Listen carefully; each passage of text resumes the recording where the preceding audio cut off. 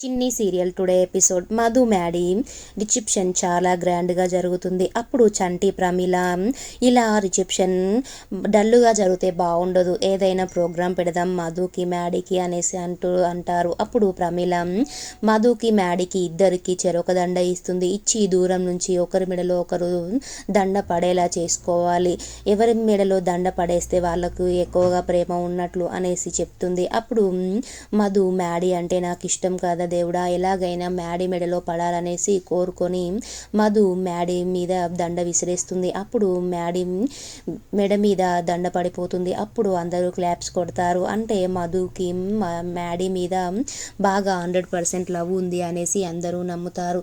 తర్వాత మ్యాడీ అనుకుంటాడు, మధు అయినా ఇప్పటికైనా అర్థం చేసుకుంటుంది, మధుని నేను ఓన్లీ ఫ్రెండ్గానే చూస్తున్నాను, భార్యగా చూడడం లేదు, ఇప్పటికైనా మధు నన్ను భర్తగా చూడడం మానేస్తుంది, ఈ దండ పడకపోవడమే మంచిది, మధు మెడలో పడితే తను నన్ను లవ్ చేస్తున్నాడు మ్యాడీ అనేసి అనుకుంటుంది, ఈ దండ ద్వారానైనా నాకు మధు అంటే ఇష్టం లేదు అనేసి తెలుపుతాను అనేసి అనుకుంటాడు. అనుకొని నేను వెనకకు తిరిగి వేస్తాను, ముందు తిరిగి వేస్తే ఎలాగైనా దండ పడిపోతుంది కాబట్టి వెనకకు తిరిగి వేస్తాను అనేసి మ్యాడీ అందరితో అంటాడు. అప్పుడు తిలక్, బాబు నువ్వు చాలా గ్రేట్ బాబు, వెనకకు తిరిగి వేస్తానన్నావు అనేసి అంటాడు. అప్పుడు నాగవల్లి వాడు వెనకకు తిరిగి వేసేది మధు అంటే వాడికి ఇష్టం లేదు, ఆ దండ ఎలాగైనా మధు మెడలో పడకూడదు అనేసే మ్యాడీ వెనకకు తిరిగి వేస్తానంటున్నాడు, మీరందరూ పిచ్చివాళ్ళు అనేసి నాగవల్లి తన మనసులో అనుకుంటుంది. తర్వాత మ్యాడీ ఎలాగైనా ఈ దండం మధు మెడలో పడకూడదు అనేసి విసిరివేస్తాడు. అప్పుడు దండ పోయి మధు మెడలోనే పడుతుంది. అప్పుడు అందరూ క్లాప్స్ కొట్టి మ్యాడీకి కూడా మధు అంటే 100% లవ్ ఉంది అనేసి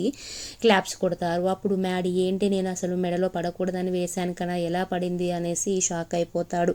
అప్పుడు మధు చాలా హ్యాపీగా ఉంటుంది, మ్యాడీ నేనంటే నీకు ఇష్టం, చిన్ని అంటే నీకు ఇష్టం కదా, నేనే చిన్నిని కదా, అందుకే నా మెడలోనే పడింది అనేసి తను చాలా హ్యాపీగా ఉంటుంది.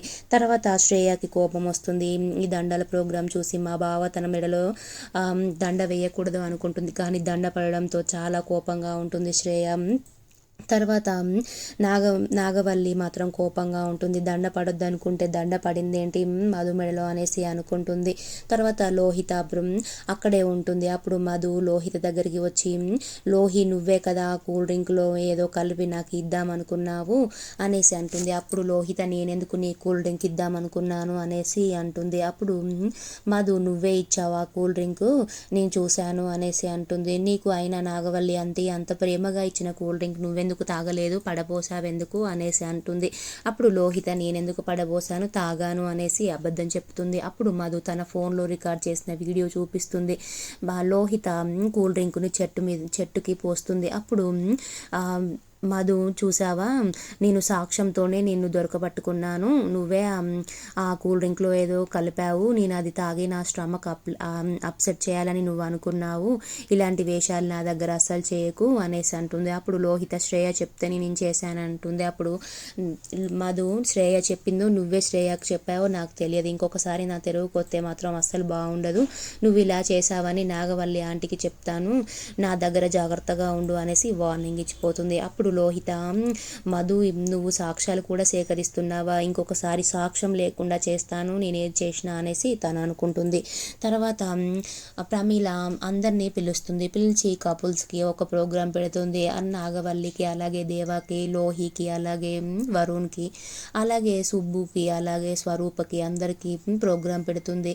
అప్పుడు అందరూ అన్ని మిస్టేక్స్ చెప్తారు. అప్పుడు మధు అలాగే మ్యాడీ ఇద్దరు మాత్రమే కరెక్ట్ చెప్తారు. చెప్పినప్పుడు వాళ్ళిద్దరిని విన్నర్గా ప్రకటిస్తుంది ప్రమీల.